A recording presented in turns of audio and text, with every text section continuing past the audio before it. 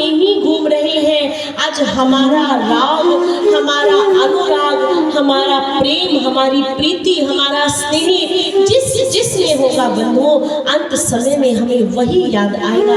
आज लोग कहते हैं ना, अरे अभी से भक्ति करके क्या करेंगे, अभी तो बच्चे हैं, बचपना जाएगा, जवानी आएगी, जवानी में मौज मस्ती करेंगे, जब बुढ़ापा आएगा तब माला पकड़ लेंगे, कंठी पहन लेंगे, भजन कर लेंगे, कीर्तन कर लेंगे, सत्संग सुन लेंगे। नहीं बंधुओं, आपने जब बच्चे को बचपन से ही जब कलम पकड़ना सिखाया, अनार आम जब सिखाया, तो मुझे ये बताइए, अनार आम क ख सीखने के बाद क्या उसने सीधा पीएचडी का फॉर्म भर दिया? नहीं ना। अनार आम क ख सीखने के बाद ये तो एक बेसिक क्लास थी, उसके बाद वो फर्स्ट स्टेप लेता है, nursery, LKG, UKG, first, second, third, fifth, 10th, 12th, graduation, post graduation, उसके बाद जाकर के वो पीएचडी में अपना दाखिला कराता है। बंधुओं, फिर आप और हम कैसे सोच सकते हैं कि जी हम अपनी पीएचडी की तैयारी, अपने बुढ़ापे की तैयारी सीधा एक ही बार बुढ़ापे में जाकर करें, बालपन से ना करें? क्या कभी ऐसा संभव हो पाया है? कभी नहीं संभव हो पाएगा बंधुओं। इसलिए आप ये याद रखिए, अक्सर आपने देखा होगा ना, समाज में मैं व्यवहारिक एक बेसिक ज्ञान की बात करती हूँ। जब व्यक्ति का अंतिम समय आता है तो मुझे 10 में से आप ऐसे कितने लोग आपकी नजर में होंगे, आप मुझे बताइए। जब व्यक्ति मरणासन होता है तो उसके मुख से राम राम निकलता हो, कितने 10 में से कितने लोग ऐसे हैं बताइए? आंकड़ा, यदि आप तो समाज में रहते हैं, मुझे तो शायद बहुत कम अवसर मिलता है, लेकिन आप तो पूरा रह करके देख रहे हैं, आए दिन किसी की मृत्यु, किसी का मरना, किसी का बीमार होना। 10 में से कितने लोग ऐसे हैं जिनके मुख से अंत समय में राम राम निकलता हो? बंधुओं, शायद एक भी व्यक्ति ऐसा नहीं मिलेगा, एक भी व्यक्ति नहीं, क्योंकि उस समय हमारे शरीर की वो अवस्था ही नहीं होती। यदि चाहे भी तो इस जीवा से राम नाम निकलता नहीं है। यदि आप बोलते भी हो ना, अक्सर देखो कितना बड़ा ये मजाक कहूँ, हंसी का बात कहूँ, क्या कहूँ, कितनी बड़ी भाग्य की विडंबना है। हम लोग सोचते हैं कि अंतिम समय में व्यक्ति के कान में राम नाम बोल दे, भागवत जी सुना दे, गीता जी का पाठ कर दे, अरे राधा नाम सुना दे, शायद कर जाएगा। लेकिन शास्त्र कहता है, भगवत जन कहते हैं, संत जन कहते हैं, जिसके कान में आप जो राम नाम बोलते, गीता सुनाते, कोई फायदा नहीं। उसका कान तो कब से बंद हो चुका, उसकी इंद्रियां कब से खत्म हो चुकी। आप कितना राम राम, राधा राधा, गीता रामायण पाठ करते रहिए, उसकी कोई काम नहीं आने वाला बंधु, कोई काम नहीं आने वाला। हम कितना प्रयास करें, अंत समय में तुलसी का दल, गंगा जल उसके मुख में चला जाए। बंधुओं, आपने तो बहुत नजदीक से देखा होगा, गंगा जल डालते हुए वापिस उल्टी फेंक देता है, गंगा जल की एक बूंद तक भी उसके अंदर नहीं जाती। बंधुओं, फिर आप कैसे कहोगे कि अंत समय में एक बार राम नाम लेने से हमारा जो ये मृत्यु है, हमारा ये लोक जो है वो सुधर जाएगा? नहीं सुधरेगा बंधुओं। आपने सारा जीवन जिसका चिंतन किया, अंत समय में वही आपके सामने आता है। जिसने धन धन धन किया, उसको केवल यही चिंता रहती है, मेरे बाद मेरे धन का क्या होगा। जिसने केवल ये किया, मेरे बच्चे बच्चे बच्चे, उसको फिर यही चिंता रहती, हाय मेरे प्राण नहीं निकल रहे, मेरा बड़ा बेटा अमेरिका बैठा हुआ है, मेरा छोटा बेटा विदेश बैठा हुआ है, अरे कोई उसे बुला दो तो मैं अपने प्राण छोड़ दूं। लेकिन प्राण निकलते नहीं बंधुओं। ऋषि महर्षि कहते, जब व्यक्ति का अंत समय आता है ना, तो उसके शरीर में जितने रोए हैं, एक एक रोए में कष्ट होता है, पीड़ा होती है। ऐसा लगता है जैसे कई हजार बिच्छू एक साथ उसे डंक मार रहे हो। ऐसी भयंकर पीड़ा उस समय व्यक्ति को होती है। उस समय उसके मुख से राम नाम निकलेगा, उससे भजन होगा? कभी नहीं भजन होगा बंधुओं। इसका एक ही उपाय उपाय है आज, अभी और इसी समय से। जब बुढ़ापे में हमारे हाथ कांपे, उससे अच्छा है हम बचपन में ही क्यों ना अपने हाथों में माला पकड़ ले। जब बुढ़ापे में हमारी जीभा कुछ कहने के योग्य नहीं रहेगी, उससे अच्छा है हम अभी से राम नाम के कीर्तन में अपनी जीभा को क्यों ना लगा दे। जब बुढ़ापे में हमारे नेत्र ठीक से किसी को पहचान नहीं पाएंगे, हम अभी से अपने नेत्रों से अपने ठाकुर का, अपने ईश्वर का दर्शन क्यों ना करें बंधुओं। हम अभी से अपने शरीर को सात्विक क्यों ना कर ले। जानते, मैंने गुरु संतों के मुख से एक बात सुनी है और वो बात आपको भी कहूंगी। हमने पितामह भीष्म जी के प्रसंग को सुना था ना बंधुओं। आज एक बात इस व्यासपीठ से आप सभी को मैं कहकर जाती हूँ। आपके ऊपर है मानना या ना मानना, कहना मेरा काम। शायद ठाकुर जी चाहते, किशोरी जी चाहते आपके सामने ये बात रखूं। आप हर रोज ईश्वर की भक्ति करते हैं, जो करते हैं कीजिए, लेकिन मेरे कहने से आप जब भी ठाकुर जी की भक्ति करें, अपने इष्ट को ध्याएं, तो केवल उनसे एक ही प्रार्थना कीजिए, केवल एक ही, कि प्रभु हमें कुछ नहीं चाहिए, आपसे कुछ नहीं चाहिए। सारी जिंदगी आप चाहे हमें दुख देना, कष्ट देना, तकलीफ देना, पीड़ा देना, भूखे सुलाना, प्यासे रखना, हमें आपसे कोई शिकवा नहीं होगी, कोई शिकायत नहीं होगी। सारी जिंदगी हम आपसे कुछ नहीं मांगेंगे प्रभु, लेकिन हाँ, इतना हक तो आपको हमें देना पड़ेगा।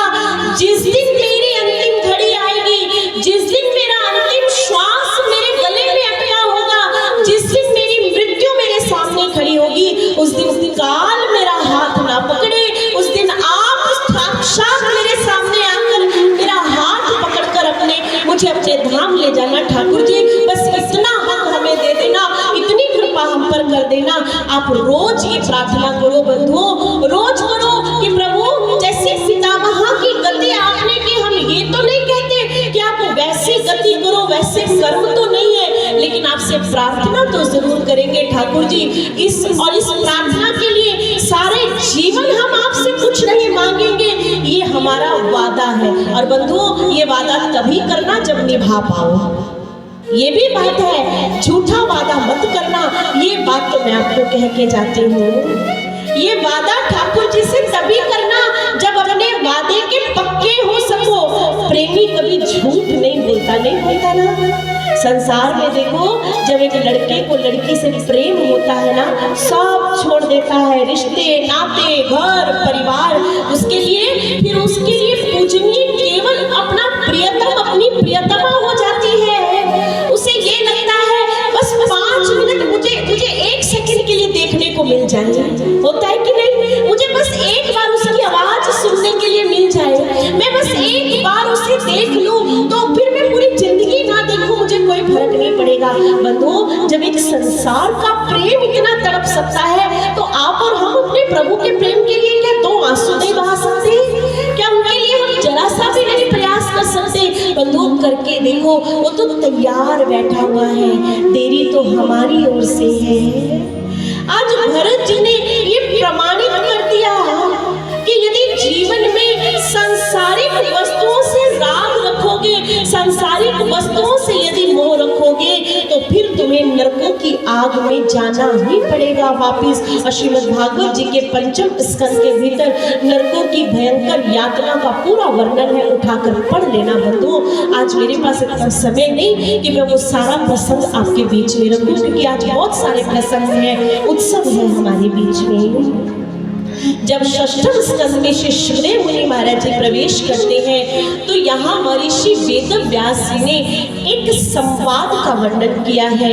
5वें स्कंद के भीतर, आज 6वें स्कंद के भीतर महाराज जी वेद व्यास जी ने एक ऐसी चर्चा का वर्णन किया है जिसे सुनकर के श्री सुखदेव मुनि महाराज जी के मन में प्रश्न ने जन्म लिया। और प्रश्न क्या कि गुरुदेव, अभी अभी आपने नरकों की जिस यातना का वर्णन किया है, क्या आप मुझे ऐसा कोई उदाहरण बता सकते हैं कि व्यक्ति इस शरीर के रहते हुए अपने जीवन को जिसने नर्क बना लिया हो, लेकिन फिर भी संतों की कृपा से, लेकिन फिर भी ईश्वर की कृपा से इस लोक में रह नर्क ना जाना पड़ा हो, उसे सीधा वैकुंठ की प्राप्ति हुई हो। और उस समय श्री सुखदेव मुनि महाराज जी बताते हैं उन्हें भक्त अजामिल की गाथा। ये भक्त अजामिल वही था जिसने अपने जीवन में गुरु से ज्ञान लिया, गुरु द्वारा दीक्षा ली, गुरु के पथ पर बढ़ तो चला, लेकिन मार्ग में उसके मन में ऐसी चालाकी चली।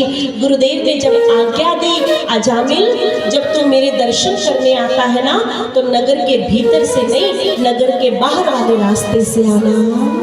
अजामिल के मन ने कहा, क्योंकि मन बड़ा नीच है, मन के मते ना चालिए, मन पक्का यमदूत ले जाए दरिया में, जाए हाथ से छूट। अजामिल के मन ने कहा, अरे क्या हुआ, रोज तो तू नगर के बाहर से जाता है, आज नगर के भीतर से चला गया तो क्या फर्क पड़ेगा, और गुरु को कौन सा पता चलेगा। बंधुओं, यही सोचना अजामिल के पतन का सबसे बड़ा कारण बन गया। जो व्यक्ति अपने जीवन में ये सोच ले कि गुरु केवल एक साधारण व्यक्ति है, तो समझ लेना उसी दिन से उसका विनाश निश्चित है, उसी दिन से उसका पतन निश्चित है, उसे फिर नरकों की खाई से कोई बचा नहीं सकता। अजामिल ने भी आज यही भूल कर दी, उसके मन में भी आज उसे यही खेल खेल दिया। अरे गुरु को कैसे पता चलेगा।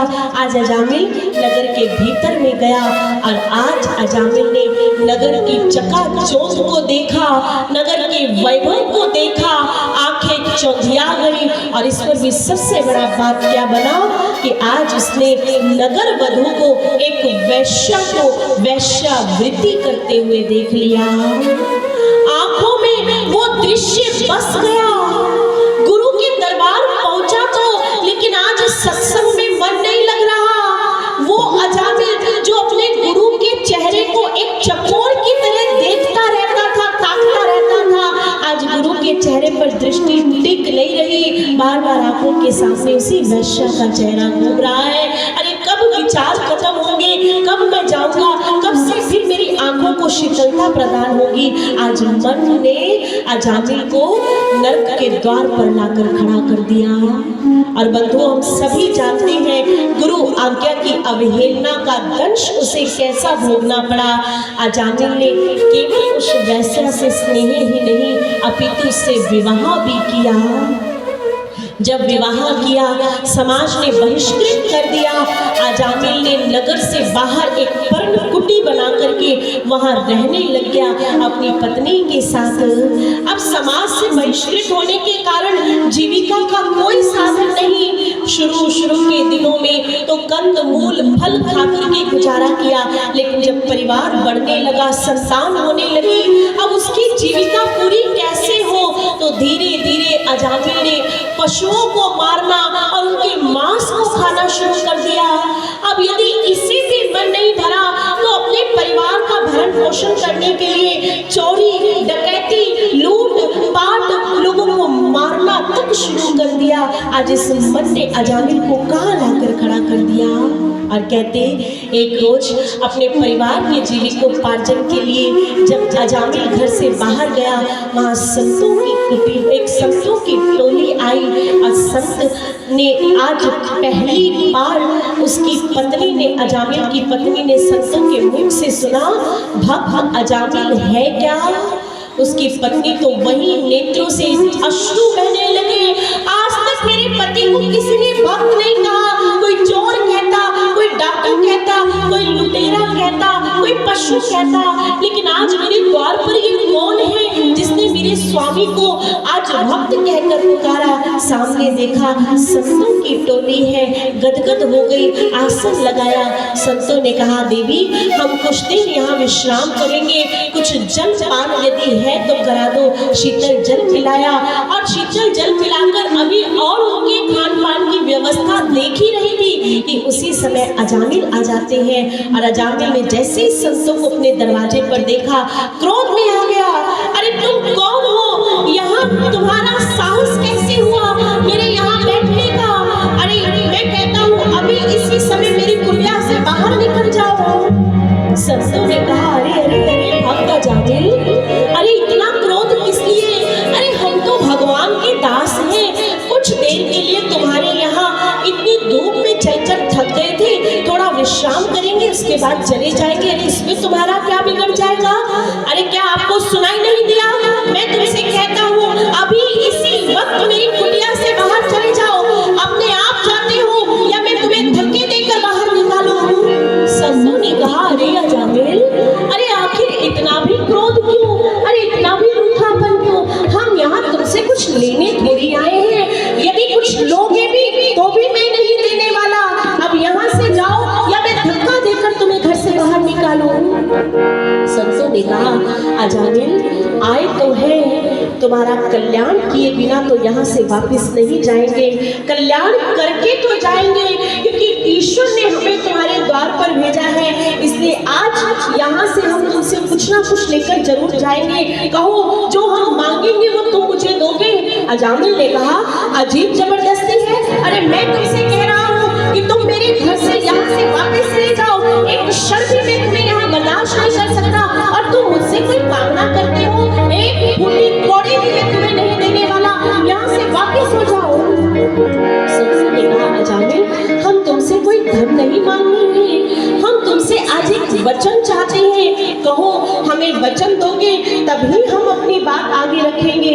अजामिल ने सोचा यदि इनके वचन की अनुपालना नहीं करी तो शायद ये मेरे दरवाजे पर बैठे रहेंगे। और क्रोध में आकर के कहा हाँ हाँ ठीक है, कहो क्या वचन है, मैं तुम्हें वचन देने की पूरी कोशिश करूंगा। संतों ने कहा बस यही अवसर की तो हमें तलाश थी। अजामिल, हम जानते हैं कि तुम्हारी पत्नी सगर्भा है, तुम्हारे घर एक संतान होने वाली है और हम तुमसे यही वचन चाहते हैं कि अब तुम्हारी जो संतान होगी इसका नाम तुम नारायण रखोगे। ये वचन हमें दो। आज जैसे ही ये शब्द संतों के सुने, अजामिल ने कहा पत्नी मेरी, बच्चे मेरे, पिता मैं, नाम रखने का अधिकार मुझे है, तो इसमें आप कौन होते हैं? संतों ने कहा नहीं अजामिल, तुम हमें वचन दे चुके हो और कहो कि अपने आने वाली संतति का नाम तुम नारायण ही रखोगे। अजामिल ने कहा ठीक है, ठीक है, जो होगी संतान देख लिया जाएगा, उसका नाम मैं नारायण रखूंगा। और यूं कहकर संत मुस्कुराकर उसकी कुटिया से बाहर चले गए। बंधुओं, संत तो चले गए, लेकिन आज अजामिल नहीं जानता कि अपने उस वचन से, अपने उस कुछ देर के सानिध्य से आज संत से क्या देकर चले गए, ये अजामिल को खुद नहीं पता। एक वचन के बदले शायद अजामिल की भाग्य उदय कर चले गए। अजामिल जो नर्क के द्वार पर खड़ा था, उस नर्क के द्वार से उसे उस दलदल से बाहर खींचने का रास्ता आज वो संत से बचाकर चले गए। हमारे ऋषि वेदव्यास जी लिखते हैं संतान हुई, पुत्र ने जन्म लिया, पत्नी ने वचन याद दिलाया कि स्वामी आपने संतों को वचन दिया था अपने इस पुत्र का नाम नारायण रखोगे। और नारायण की ऐसी कृपा, अजामिल का अपने इस पुत्र के साथ इतना प्रेम, इतना स्नेह, उठते बैठते सोते जागते अजामिल के मुख पर केवल एक ही नाम रहता, नारायण तुम कहाँ हो? नारायण आओ मैं तुम्हें भोजन कराता हूँ। नारायण आओ मैं तुम्हें अपने साथ शयन कराता हूँ। उठते बैठते सोते जागते खाते पीते अजामिल की जीवा पर अब केवल एक ही नाम रहने लगा, नारायण नारायण नारायण। बंधुओं कहते एक रोज जब अजामिल विश्राम कर रहा था, सो रहा था, नींद में उसने एक स्वप्न को देखा और उस स्वप्न में उसने क्या देखा कि उसके शरीर से उसकी आत्मा निकल रही है, यमदूत उसके प्राण को खींच रहे हैं और उसको इतनी पीड़ा हो रही है, उसे ऐसा लग रहा है जैसे कई बिच्छू एक साथ उसके शरीर को डंक मार रहे हैं। वो कर रहा उठा, तड़प उठा और इसी बीच में उसने इसी पीड़ा के अंदर अपने पुत्र को याद किया। उसके मुख से एक ही नाम निकला, नारायण कहाँ हो? नारायण जल्दी आओ, नारायण देखो देखो मैं कितनी पीड़ा में हूँ, कहाँ हो नारायण, तुम शीघ्र आओ। और उसी समय क्या देखता है कि अपने मुख से नारायण नारायण उच्चारण करने से वहाँ प्रभु के पार्षद वहाँ वैकुंठ धाम से पधारते हैं और प्रभु के पार्षदों ने यमदूतों को कहा कि अब इसके प्राणों को ले जाने का अधिकार तुम्हारा नहीं है, इसकी आत्मा को छोड़ दो, क्योंकि वैकुंठ से ठाकुर जी का ये आदेश है कि इसकी आत्मा को तो हम अपने साथ प्रभु के भगवत धाम लेकर जाएंगे। और अजामिल नींद में ये सब देख रहा है कि प्रभु के पार्षदों ने उन यम के पाशों से उसकी आत्मा को मुक्त कराया और उसकी आत्मा प्रभु के पार्षदों के साथ भगवत धाम की यात्रा की ओर निकल गई। जो ही नेत्र खुले, पसीने से सर बदल, आंखों से अश्रु बह रहे हैं। ये क्या था? ये मैंने क्या देख लिया? उस दृश्य को देखकर सत्य कृपा का स्मरण हो आया। गुरुदेव की याद आ गई। अरे मैंने भी तो गुरुदेव से दीक्षा ली है, मैंने भी तो गुरुदेव से ज्ञान हासिल किया है, लेकिन मेरे कैसे कर्म। और उसी समय से आज अजामिल संकल्पित हो जाता है, आज से अपने सारे गलत कार्यों को मैं दूर करूंगा और फिर से संत चरणों का मैं सानिध्य प्रदान कर प्राप्त करूंगा, फिर से गुरु की शरण को प्राप्त करूंगा। बंधुओं, ये जीवन अजामिल के जीवन में ये बदलाव आया संतों की कृपा से। जब देवर्षि नारद जी ने ये बात देखी, देवर्षि नारद जी ने प्रभु से पूछा कि नाथ, ये आपकी कैसी लीला है? अजामिल ने आपका नहीं, अजामिल ने तो अपने पुत्र को स्मरण किया था, फिर आपने उसे बंधन मुक्त कैसे कर दिया? उस समय ठाकुर जी मुस्कुराए और कहा, नारद जी, मैं जानता हूँ अजामिल ने अपने पुत्र को स्मरण किया था, लेकिन ये उसकी मुक्ति के पीछे संतों का आशीर्वाद था, क्योंकि संत उसके द्वार पर जाकर के ये कहकर आए थे कि जब अंतिम समय में तेरे मुख से नारायण नाम निकलेगा, तेरा यही नाम तेरी मुक्ति का कारण होगा। और ये तो हम सब कहते हैं कि संत वचन पलटे नहीं, पलट जाए ब्रह्मांड। संतों का वचन बदलने का तो मेरे अंदर भी सामर्थ्य नहीं है, अपना कहाँ बदल सकता हूँ, लेकिन मेरे संतों के मुख से, मेरे हरिजनों के मुख से जो शब्द निकल जाए उसे पलटने का साहस तो मेरा ही नहीं। इसलिए बंधुओं, संतों के सानिध्य में, संतों के प्रेम में, संत सद्गुरुदेव भगवान के आशीर्वचनों में इतनी ताकत होती है। और आज यही बात आज एक भजन भी हमें समझा रहा है। यदि जीवन में ऐसे संतों का संग करोगे तो शायद हमारी भी निकल जाए। ध्रुव की बन गई, प्रहलाद की बन गई, गणिका वैश्य की बन गई, सदना कसाई की बन गई, पिंगला की बन गई, तो हमारी भी क्यों नहीं बनेगी? बंधुओं, आइए इस भजन का आनंद लेते हैं। संतन